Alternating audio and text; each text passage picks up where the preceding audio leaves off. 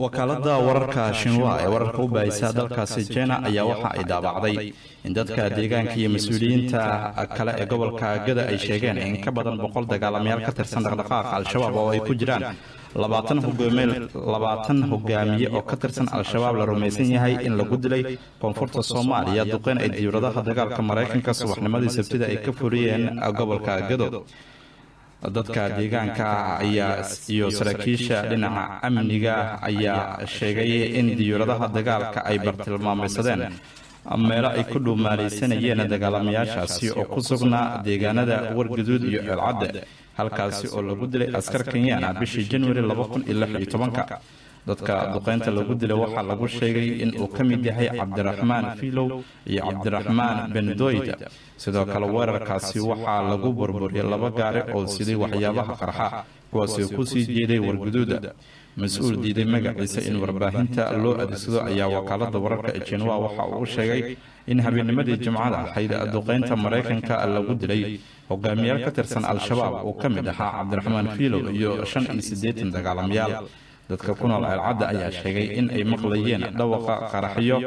xoogan oo ay rumaysan yihiin in ay duqeyn ay ahaayeen mid ka mid ah dadka deegaanka ayaa sheegay in uu maqlayay duqeyn ku socotay saldhigga Al-Shabaab ee meel u dhow Elcadde balse waxa uu ka gaabsaday haddii uu arkay wax khasaara ama dhaawac dagaalamayaasha Al-Shabaab waxa uu sheegay waxaan maqlay diyaarado kadibna waxa xigay bambaanooyin ay leedayeen duqeyntaasi ayaa timid saacad kadib markii Mareykanka uu xaqiijiyay inay ciidamo ay u soo direen Soomaaliya. maamulka gobolka Gedo ayaa ka dalbaday dawladda Kenya inay joojiso dhismaha ay ka wada xadka ay wadaagaan Soomaaliya iyo Kenya.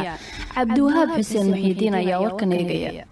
iyadoo muddooyinkii dambe shacabka Soomaaliyeed ee ku nool degmada Beled Xaawo gobolka Gada ee koonfurta Soomaaliya ay ka cabanayaan dhismaha dawladda Kenya ay ka wadaagto xadka ay wadaagaan wadamada ay wadaagaan Soomaaliya iyo Kenya ka oo sheegan in Kenya ay si xoog ku dhisanayso dhul ay leeyihiin shacab Soomaaliyeed ayaan arrintaasi wax ka weydiinay gudoomiyaha gobolka Gado Maxamed waxaana uu sheegay in dhismahaas Kenya ay wado ku burburaa dhul ay leeyihiin shacab Soomaaliyeed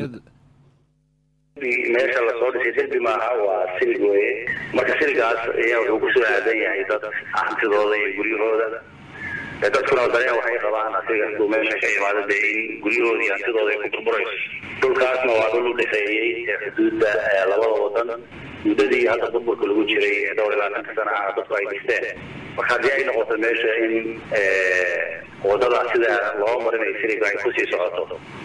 hanti badan oo dad Soomaaliyeed ay leeyihiin oo burburaya dadkani muddadii meesha ay degayeen Kenya dawladda ay meesha way joogeen marka xilligii hore haddaysan ka celin hadda dadkii oo meeshii degay in dadkii hantidooda la burburiyaa in kale dhinacayagan waa sax maaha waxa masaari hadda on security iyo amnigu noqonaya maaha marka arrintaasi in wada hadal saxa labada wadan ay ka galaan إن شاء الله لقوا مرمانا. dhinaca kale gudoomiyaha gobolka Gado mar uu ka hadla abaaraha ka jira qaybo kamid ah gudaha dalka Soomaaliya waxa uu sheegay in ku dhawaad 100 ruux ay cudurka shuban biyoodka ugu dhinteen meel ku dhow degmada Baardheer ee gobolka Gado. Irmaantiin kastoo abaarta wadanka ka jirta dhammaan dadku ay la wada socdaan ee magaca loo bixiyay ay tahay siman oo wax ummadii dhammaan East Africa oo dhan gaaray ay tahay haddana dhulka inta badan ayba jawiga uu hadda uu ka jiro waa dhammaan waxa Soomaalidu hadda ay wada ogtahay xooliyo dhamaaday laakiin dhinaca waxa siyaada ku ah cudurkan kalooraha oo dad fara badan saameeyay dhammaan ilmaha iyo dadka waayeelka